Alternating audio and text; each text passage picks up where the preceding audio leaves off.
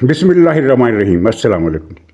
पिछले 24 घंटे में 4 अहम डेवलपमेंट्स हुई हैं जिनका ताल्लुक ईरान अमेरिका जंग से है और साथ ही इसका ताल्लुक पाकिस्तान से भी है।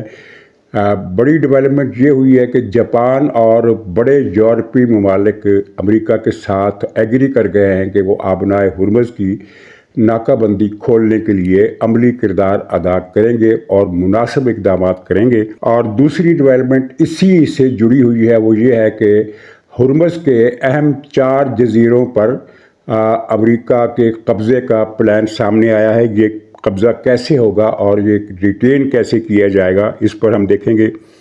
और तीसरी बड़ी डेवलपमेंट पाकिस्तान की तरफ से और तुर्की की तरफ से ईरान को आखिरी वार्निंग दे दी गई है, जिसके बाद मामला बिगड़ सकते हैं। और चौथी डेवलपमेंट ये हुई है कि आर्मी चीफ यानी कि हमारे डिफेंस चीफ जनरल हाफिज़ आसिम मुनीर साहब ने शिया उलमा से बातचीत की है और इस बातचीत के मुख्तलिफ माने निकाले जा रहे हैं। असल सूरत हाल क्या है, इस पर भी बात करेंगे।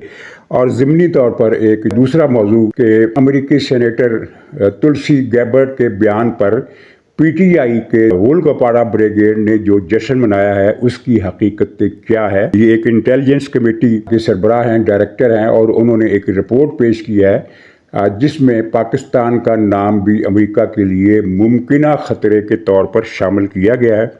तो ये क्या चक्कर है, इस पर बात करेंगे। सर फहरिस्त ये कि यूरोपीय मुल्क जो अब तक ईरान पर हमले में अमेरिका का साथ देने से इनकार कर रहे थे, वो ये जो रास्ता है हुर्मुज़ का रास्ता है, इसे खोलने के लिए, इसे खुलवाने के लिए अमेरिका का साथ देने पर रजामंद हो गए। और उन्होंने कहा है कि हम इस सिलसिले में मुनासिब इक़दामात करने के लिए तैयार हैं। और सिर्फ यूरोपीय ममालिक ही नहीं बल्कि जापान ने भी ऐसा ही ऐलान किया है।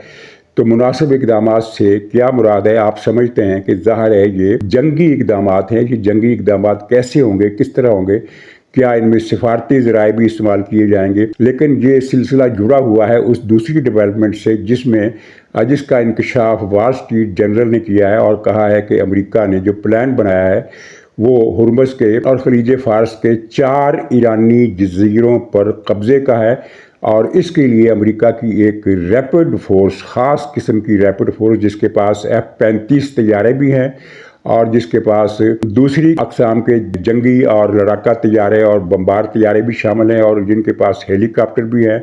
ये रैपिड फोर्स अब खलीज ओमान की तरफ बढ़ रही है और इसके पीछे भी कुछ रसद मज़ीद आएगी। तो ये रैपिड फोर्स इन जज़ीरों पर कब्ज़ा करेगी। इन जज़ीरों पर कब्ज़ा करने का मकसद ये है कि जहाँ बैठ कर 2 काम किए जाए। एक तो ये कि जिन मकामात से इस रास्ते पर आने वाले जहाज़ों पर हमले होते हैं, उन मकामात की निशानदेही करके उन पर हमला किया जाए और उन्हें ख़त्म किया जाए। और दूसरे ये कि फिर अगर मुज़ाकरात का अमल शुरू होता है, ये एक मफरूज़े के तौर पर उन्होंने कहा है कि अगर मुज़ाकरात का अमल शुरू होता है तो फिर इन जज़ीरों पर कब्ज़े को ईरान से अपनी शराइत मनवाने से मशरूत किया जाए, यानी इस कब्ज़े को छोड़ने के लिए। तो इन जज़ीरों में जो सबसे बड़ा जज़ीरा है उसका नाम है किशिम। अगर आप हुर्मुज़ का नक्शा देखें तो इस नक्शे पर आपको एक लंबा सा जज़ीरा नज़र आएगा और जो ईरान की बंदरगाह बंदर खामिर एक छोटी बंदरगाह है ईरान की, इसके बिल्कुल सामने ये लंबा जज़ीरा वाक़ है और ये अच्छा खासा लंबा जज़ीरा है। इसके अलावा इसके साथ ही दूसरा जज़ीरा है बंदर अब्बास के बिल्कुल सामने एक छोटा सा जज़ीरा। ये जो किशम जज़ीरा है ये बड़ा जज़ीरा है, लेकिन ये जो हुर्मुज़ नाम का जज़ीरा है, इस जज़ीरे का नाम हुर्मुज़ है। तो ये बंदर अब्बास के बिल्कुल सामने वाक़ 2 जज़ीरे तो ये है। और तीसरा जज़ीरा वही है खारग, जिस पर अमेरिका ने बमबारी की थी और वहाँ ईरान का इंफ्रास्ट्रक्चर, डिफेंस इंफ्रास्ट्रक्चर तबाह कर दिया था, लेकिन तेल के इंफ्रास्ट्रक्चर को नुकसान नहीं पहुँचाया था। और ये वो जज़ीरा है जहाँ से ईरान की जो तेल की बरामदात हैं 90% बरामदात इसी जज़ीरे के ज़रिए जाती हैं। अगर इस जज़ीरे पर अमेरिका कब्ज़ा कर लेता है तो ये ईरान की तेल की बरामदात मुअत्तल हो जाएंगी, ये ख़त्म हो जाएंगी। और चौथा जज़ीरा है केश, ये भी इसी इलाके में वाक़ है। ये भी बहुत छोटा सा जज़ीरा है, लेकिन ये 3 छोटे जज़ीरे हैं और एक बड़ा किशम। लेकिन ये 3 छोटे जज़ीरे स्ट्रेटजिक एतबार से इस हवाले से कि हुर्मुज़ की जो आमदोरफ्त है, ट्रैफिक है जहाज़ों की, उससे महफूज करने के लिए इन जज़ीरों की अहमियत बहुत ज़्यादा है। اور ان جزیروں پر قبضہ، اگرچہ جو سرکاری رپورٹ ہے امریکی حکومت کی اور میڈیا کی وہ یہی ہے کہ یہ پلان انڈر کنسیڈریشن ہے، لیکن سیاق و سباق سے یہ صاف پتہ چلتا ہے کہ یہ زیر غور ہونے کا مطلب یہ نہیں ہے کہ ان جزیروں پر قبضہ کیا جائے یا نہیں کیا جائے، بلکہ زیر غور ہونے کا مطلب ہے کہ کیسے کیا جائے اور قبضہ کرنے کے بعد پھر کیا کچھ کرنا ہوگا اس چیز پر۔ گویا کہ اس کا مطلب یہ ہے کہ تفصیلات طے کی جا رہی ہیں اور آگا پیچھا دیکھا جا رہا ہے کہ اگر یوں ہوا تو کیا ہوگا، اگر وہ ہوا تو کیا ہوگا۔ اب اس میں سب سے بڑا سوال یہ ہے، قبضہ تو خیر کر لیں گے اس لیے کہ قبضہ روکنے کے لیے ایران کے پاس کوئی فورس موجود نہیں ہے، نہ نیوی ہے، نہ ایئر فورس ہے اور نہ ہی فوج ہے۔ نیوی کا قصہ تو آپ کے سامنے ہے کہ تمام جہاز ایران کے تباہ کر دیے، ایون ایران کے پاس اب ایک بھی سب میرین نہیں رہی۔ سب میرین کے حوالے سے ایران ایک بڑا طاقتور ملک تھا، اس کے پاس سے 11 آبدوزیں تھی، 11 آبدوزیں، تو اب ان 11 آبدوزوں میں سے ایک بھی اس کے پاس باقی نہیں رہی ہے۔ جہاں تک فوج کا تعلق ہے تو ایرانی فوج کے پاس کوئی کمانڈ سینٹر نہیں ہے، وہ کوئی ایکشن کرنے کے قابل نہیں ہے، بری جنگ لڑنے کی وہ صلاحیت سے محروم ہو چکی ہے۔ اور جہاں تک پاسداران انقلاب ہیں تو ان کو تو یعنی ایک قسم کی انٹرنل سیکورٹی کے لیے بنایا گیا تھا اور ایک قسم کی گوریلا جنگ لڑنے کے لیے یا پولیس کے اوپر ایک کمک فراہم کرنے کے لیے، جیسا کہ آپ نے دیکھا کہ شام میں پاسداران انقلاب نے پولیس کے پیچھے رہتے ہوئے، اور جب پولیس ختم ہو گئی شام کی تو پھر پاسداران انقلاب نے پولیس کے فرائض بھی سنبھال لیے، یعنی ان آرم پاپولیشن جو ہے اس کو کنٹرول کرنے کے لیے بنائے گئے ہیں۔ یہ جنگ لڑنے کی ان کی ٹریننگ ہی نہیں ہے اس طرح کی، یعنی یہ ایک اینٹی رائٹ فورس ہے۔ اینٹی رائٹ فورس ایران کے اندر بھی اور شام کے اندر بھی ان کا کردار یہی رہا، اور میدان جنگ میں ان کی تربیت اس طرح سے نہیں کی گئی۔ لیکن قبضہ تو ہو جائے گا، لیکن قبضے کے بعد اس قبضے کو ریٹین کیسے کریں گے، اس لیے کہ ابھی تک کی اطلاعات یہی ہیں کہ ایران کے پاس میزائلوں کے اڈے موجود ہیں۔ تمام انٹرنیشنل انٹیلیجنس کا یہ اندازہ ہے کہ ایران کی جو میزائل کا ذخیرہ ہے وہ بھی 70-75% تک ختم ہو گیا ہے۔ امریکہ تو کہتا ہے 80-85% تک ختم ہو گیا ہے، لیکن عام اتفاق رائے یہ ہے کہ 70-75% ذخیرہ ان کا باقی نہیں رہا۔ اور اسی طرح ان کے لانچنگ پیڈ، جن میں موبائل پیڈ بھی شامل ہے، موبائل سے مراد ہے کہ ٹرکوں پر جو میزائل لدے ہوتے ہیں تو وہ ان کا ذخیرہ بھی 70-75% تباہ ہو گیا ہے، لیکن مجموعی طور پر 25-30% میزائل اور ان کے لانچنگ پیڈ اب بھی موجود ہیں، اور یہ تقریباً سارے کے سارے انڈر گراؤنڈ ہے، یعنی پہاڑوں کے نیچے ہیں، یا کسی اور علاقے میں اگر کوئی پہاڑ نہیں ہے تو وہاں بھی یہ زیر زمین ان کے سیلوز بنائے گئے ہیں۔ اور زمین کے اوپر اب ایران کے پاس ایک بھی میزائل کا اڈا یا لانچر موجود نہیں ہے، اور کل انہوں نے میزائلوں کے ایک کارخانہ بھی تباہ کیا ہے۔ اس کے باوجود اگر 25 یا 30% یا 20% بھی لگا لیں میزائل امریکہ ایران کے پاس ہیں اور وہ داغ سکتا ہے، جیسا کہ کل 3 خلیجی ملکوں پر اس نے جو میزائل داغے ان کی تعداد کوئی ملا کر 20-25 بنتی تھی، اگرچہ یہ پہلے کے مقابلے میں بہت کم میزائل ہیں، لیکن 20-25 میزائل اس نے داغے ہیں، اور قطر کی اور اپنے سعودی عرب کی اور امارات کی تیل کی تنصیبات کو نقصان پہنچایا ہے۔ تو اس کا مطلب یہ ہے کہ وہ جب ان جزیروں پر امریکی میرین فوج یا ریپڈ فورس قبضہ کرے گی تو وہ ان میزائلوں کی زد میں ہوگی۔ تو امریکہ نے اس بارے میں کیا اسٹریٹجی بنائی ہوگی اس کا ہم لوگ اندازہ نہیں کر سکتے۔ اب یہ دیکھنے کی بات ہے کہ امریکہ اس مسئلے سے کیسے نمٹتا ہے، کیونکہ یہ خطرہ تو موجود ہے، سب کو نظر آ رہا ہے کہ یہ خطرہ ختم نہیں ہوا۔ ایران کی صلاحیت جو ہے میزائلوں کو داغنے کی اور ڈرون کو بھیجنے کی وہ بہت کم ہو گئی ہوگی، لیکن ختم تو نہیں ہوئی۔ تو پھر ان جزیروں پر قبضہ کیسے کیا جائے گا؟ یہ اطلاع بھی ہے کہ یہ جو قبضہ ہوگا یہ چھوٹی کشتیوں کے ذریعے ہوگا اور ایئر لفٹ کیے جائیں گے امریکی میرینز، یعنی وہ جو ایئر کرافٹ کیریئر ہے، بہت بڑا جہاز ہے، وہ ٹریپولی نام کا، وہ USS ٹریپولی، وہ براہ راست خلیج فارس میں داخل نہیں ہوگا، بلکہ اس کے پھر سیگمنٹس ہو جائیں گے چھوٹے کشتیوں پر اور ایئر لفٹ کر کے، اور اس فورس کے پاس ہیلی کاپٹر بھی ہیں۔ اچھا، تو یہ ایک نقشہ اب کچھ مختلف قسم کا ہمیں نظر آ رہا ہے کہ یورپی ملک اور جاپان تعاون کریں گے، اور تعاون سے مراد سفارتی تعاون نہیں ہے بلکہ مناسب اقدامات ہیں جن میں جنگی اقدامات بھی شامل ہیں، تو یہ دیکھنا پڑے گا۔ دوسری ڈیولپمنٹ یہ ہوئی ہے کہ عرب اسلامی ممالک کا ایک اجلاس ہوا ہے جن میں عرب ملکوں کے علاوہ پاکستان اور ترکی نے بھی شمولیت کی اس اجلاس میں، اور اجلاس کے بعد ایک اعلامیہ جاری کیا گیا جس پر تمام عرب ممالک اور پاکستان اور ترکی کے دستخط تھے۔ اس میں سعودی عرب پر حملے کو اور قطر اور امارات پر حملے کو ناقابل قبول قرار دیا گیا، اور کہا گیا کہ یہ ایران نے غیر ذمہ داری کی ہے، اور ایران کو اس کے دو فکرے اہم ہیں۔ ایک تو یہ ہے کہ ایران کو اس کی قیمت چکانا پڑے گی، یہ اس مشترکہ اعلامیہ کے الفاظ ہیں، قیمت چکانا پڑے گی، اور پھر یہ کہ ایران کے ساتھ جو بہت اہم وارننگ ہے وہ یہ ہے کہ ایران کے ساتھ مستقبل کے تعلقات کا انحصار ایران کے آئندہ اقدامات پر ہے، یعنی اگر ایران نے عرب ملکوں پر خصوصیت سے سعودی عرب پر مزید حملے کیے تو یہ سفارتی تعلقات ختم ہو سکتے ہیں یا ختم کر دیے جائیں گے، اس کے علاوہ کوئی مطلب نہیں ہے۔ اور پاکستان اور ترکی نے اس پر دستخط کیے ہیں۔ مطلب یہ ہے کہ پاکستان اور ترکی کی طرف سے ایران کو ایک آخری وارننگ دے دی گئی ہے، جس کا مطلب یہ ہے کہ اگر ایران نے اب وائلیشن کی تو پھر ایران کا جو اب تک کا جو سٹیٹس ہے ایک دوست ملک ہونے کا وہ نہیں رہے گا، اور اس کا آغاز قطر نے کر دیا ہے۔ قطر نے سفارتی تعلق اپنے ایران کے سفیروں کو سفارتی عملے کو قطر سے نکال دیا ہے، گویا کہ سفارتی تعلقات اس نے توڑ لیے ہیں۔ اور ایسا ہی ایک سخت اقدام سعودی عرب کی طرف سے بھی متوقع ہے، اور سعودی عرب نے سخت بیان جاری کیا اور کہا ہے کہ ایران اب ناقابل اعتبار ہے۔ اور پھر یہ کہ یہ پہلی مرتبہ سعودی عرب نے اتنا سخت بیان جاری کیا ہے اس اعلامیے سے ہٹ کر، وہ یہ کہ سعودی عرب ایران کے خلاف فوجی ایکشن کر سکتا ہے۔ اس سے پہلے سعودی عرب نے آج تک کی پوری تاریخ میں ایران کو فوجی ایکشن کی دھمکی نہیں دی۔ تو خبریں یہ ہے کہ ایران کے خلاف فوجی ایکشن یا مشترکہ فوجی ایکشن کی تیاری مکمل ہے، لیکن آخر دم تک انتظار کیا جائے گا کہ اس کی نوبت نہ آئے۔ اور یہ بہت ہی اہم ڈیولپمنٹ ہے، جس کا مطلب یہ ہے کہ ایران کا جو ایک سٹیچر تھا مسلم ورلڈ میں اور خاص طور پر اپنے پڑوسی ملکوں کے کنٹیکس میں، تو وہ اب ختم ہونے جا رہا ہے، اور یہ ایک بڑی چیز واقع ہوئی ہے۔ توقع تو خیر یہی کرنی چاہیے کہ اس بات کی نوبت نہیں آئے گی اور ایران اس وارننگ کو سمجھ جائے گا اور مزید حملے نہیں کرے گا۔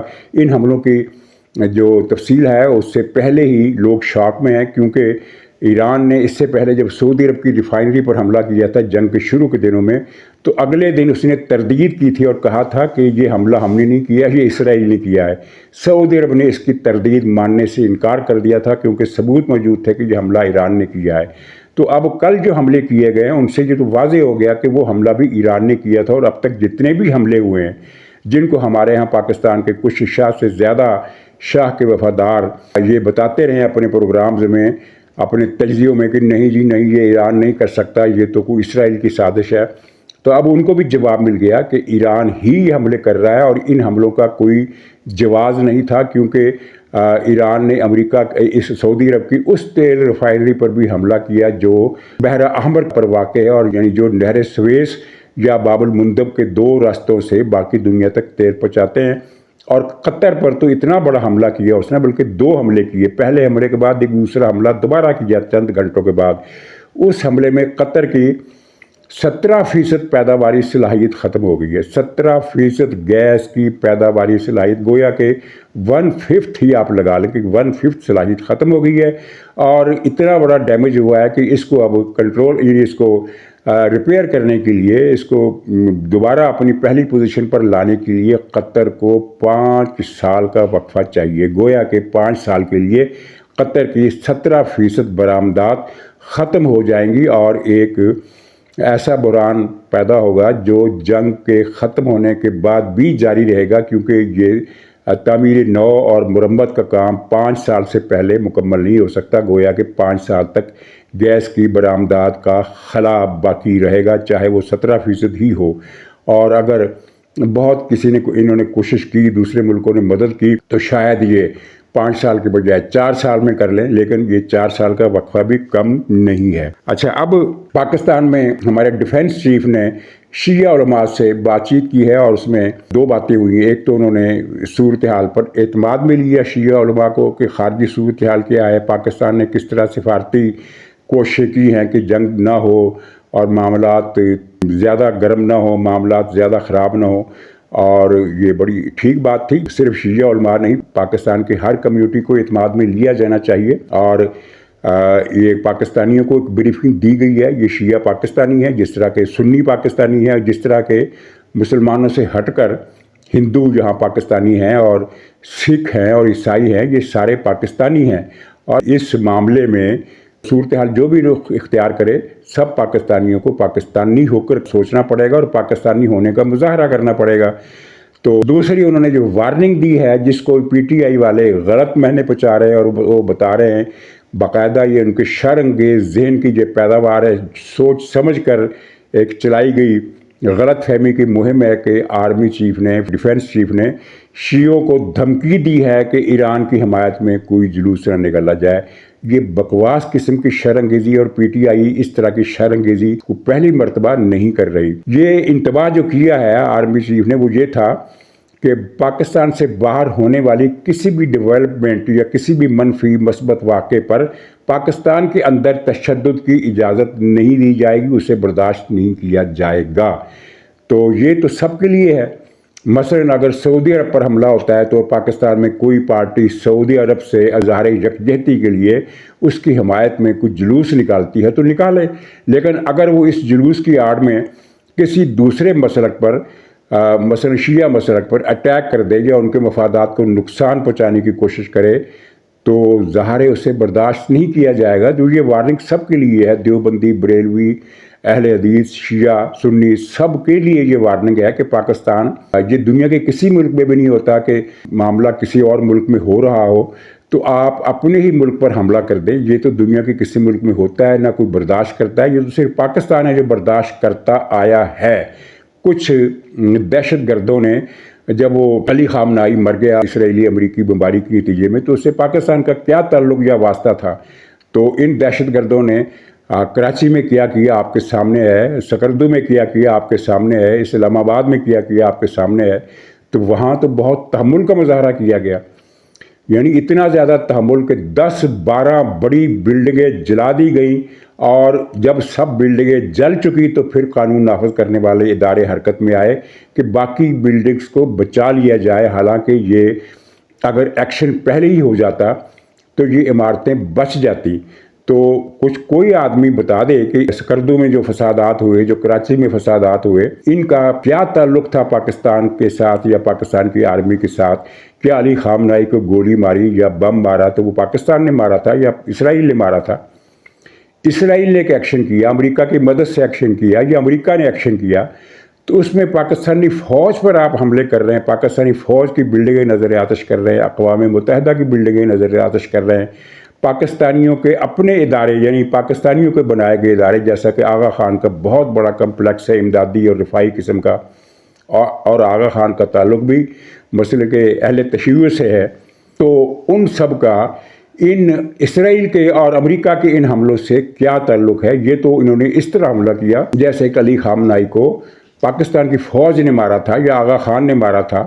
یعنی اس حد تک یہ بھارت اور ایران کے ایجنٹ بنے ہوئے ہیں یہ عناصر، یہ جو راجہ ناصر عباس اور اس کا ٹولہ ہے، ان کی پاکستان سے وفاداری، ان کے دل میں پاکستان سے وفاداری کا ایک ذرہ بھی نہیں ہے، ایک رمق بھی نہیں ہے۔ یہ بھارت کے لیے کام کرتے ہیں، یہ بھارت کی پراکسی ہے ناصر عباس۔ تو ان لوگوں کو برداشت کیا گیا تو یہ پاکستان کا بہت بڑا ظرف ہے۔ تو اب پی ٹی آئی اس کو منفی رنگ دے رہی ہے کہ یہ شیعہ علماء کو دھمکی دی گئی۔ یہ اصولی بات ہے کہ یہ کہنا کہ کسی پر تشدد کی اجازت نہیں دی جائے گی، کیا یہ غلط بات ہے؟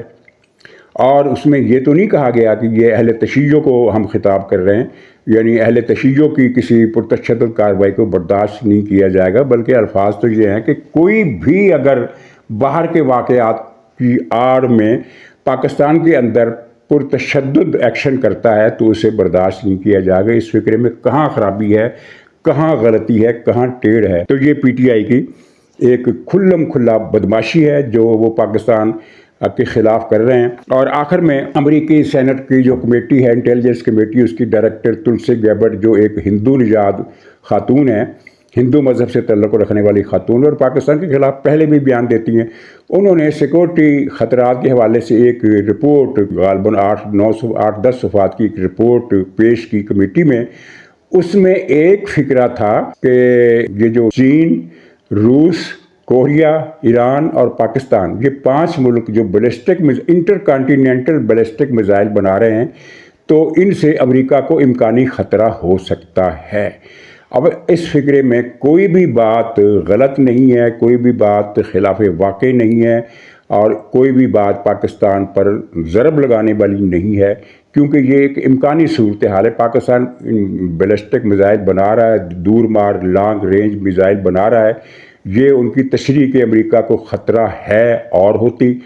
تلسی صاحبہ نے یہ نہیں کہا، انہوں نے کہا کہ امکانی خطرہ ہے۔ ظاہر ہے اس میں بالکل یعنی یہ پاسبل ہے کہ ایک ملک کے پاس اگر بین البراعظمی میزائل ہیں، اتنی مار کے میزائل ہیں کہ وہ امریکہ کو ہٹ کر سکیں، تو یہ امکانی طور پر خطرہ تو موجود ہے۔ لیکن پی ٹی آئی نے اس پر جشن منایا۔ ہاں، تلسی گیبرٹ نے جو زیادتی کی وہ کیا کی؟ زیادتی یہ کی کہ ان 5 ملکوں کی فہرست میں 6واں نام اس نے غائب کر دیا، جو کہ بھارت کا ہے۔ بھارت 12,000 میل لمبے مار کے میزائل بنا رہا ہے، تو اس کا نام تو پاکستان سے پہلے ہونا چاہیے تھا، اور پاکستان تو پھر پہلے بھی یہ باقاعدہ ڈکلیئر کیا ہوا ہے کہ ہماری جو اورینٹیشن ہے، ہمارا جو ہدف ہے، ہمارا جو یعنی اس لمبا پروگرام کا جو مقصد ہے وہ بھارت سے اپنا دفاع کرنا ہے، اور ابھی تک پاکستان نے ایسا میزائل نہیں بنایا جو امریکہ کو ہٹ کر سکے۔ ایسے بنا سکتا ہے، یہ اس رپورٹ میں کہا گیا ہے، اور اس رپورٹ میں ایسی رپورٹیں وہاں ہر سال آتی ہیں، اور یہ پرانا ایشو ہے، کوئی نئی بات نہیں کی گئی ہے۔ یعنی ایک اوور آل سیکورٹی رپورٹ، یہ انٹیلیجنس رپورٹ انہوں نے دی، تو اس میں یہ بات بھی بطور ریکارڈ شامل کی گئی کہ یہ جو 5 ملک ہے، چین، روس، ایران اور کوریا اور پاکستان، یہ انٹر کانٹیننٹل میزائل بنا رہے ہیں اور اس سے امکانی خطرہ ہے۔ تو اس میں کچھ بھی ایسا نہیں ہے کہ جس پر کوئی الارمنگ سچویشن پیدا ہو، کوئی پاکستان کو احتجاج کا موقع ملے۔ زیادہ سے زیادہ یہ ایک رسمی بیان ہے، اور اس کی رسمی تردید کرنا واجب تھا، وہ پاکستان نے کل کر دی دفتر خارجہ نے، کہ ہم اس بات کو مسترد کرتے ہیں۔ خاص طور پر یہ جو پوائنٹ ہے کہ ان ملکوں کی فہرست میں انڈیا کا نام کیوں نہیں ہے۔ ختم بات، کچھ بھی نہیں ہے اس میں۔ لیکن پی ٹی آئی نے اس پر جشن منانا شروع کر دیا کہ لو جی پاکستان کی باری آ گئی، لو جی پاکستان کی باری آ گئی، اور 2 دن ہو گئے ہیں یہ بغلے بجا رہے ہیں، غول گپارہ کر رہے ہیں، اور ایک بے نام خوشی حاصل کر رہے ہیں۔ اور ٹھیک ہے، ان کو کرنے دے۔ ایک دن پہلے ان کے ہاں صفحہ ماتم بچھی ہوئی تھی، جب انہوں نے یہ خبر سنی، ان پر بجلی بن کر یہ خبر گری کہ افغان طالبان اور ٹی ٹی پی، کالعدم ٹی ٹی پی، ان دونوں نے اعلان کر دیا ہے کہ وہ پاکستان پر اپنے حملے معطل کر رہے ہیں، پاکستان کے خلاف اپنی کارروائیاں بند کر رہے ہیں، اور اس کے جواب میں پاکستان نے بھی اپنی کارروائیاں بند کر دی۔ گویا کہ ایک قسم کا ٹروس ہو گیا، جنگ بندی ہو گئی، امن ہو گیا۔ اس طرف سے قدر تسلی ہو گئی افغان بارڈر کی طرف سے، ایک بہت بڑی پاکستان کے لیے بلیسنگ آئی ہے، کسی بھی طریقے سے آئی ہے، چین کی کوششوں سے آئی ہے، سعودی عرب کی کوششوں سے آئی ہے، یہ پاکستان کے اقدامات کی وجہ سے آئی ہے۔ بہرحال ہے تو یہ بلیسنگ۔ تو جب پاکستان کو بلیسنگ ملی تو پھر پی ٹی آئی کو وہ صاف سونگا، وہ صفحہ ماتم بچھی، وہ انہوں نے بیان اور گریہ کیا کہ وہ بھی دیکھنے قابل تھا۔ تو اب اس کے بعد یہ تلسی گیبرٹ کی رپورٹ آ گئی ہے، تو اس پر یہ جشن منا رہے ہیں کہ واہ جی واہ، پاکستان کی باری آ گئی۔ بھائی پاکستان کی باری نہیں آئے گی، تسلی رکھیں، فی الحال تو تمہاری باری چل رہی ہے۔ ناظرین اجازت دیجیے، انشاءاللہ پھر ملاقات ہوگی اگلے ولاگ میں، تب تک کے لیے خدا حافظ۔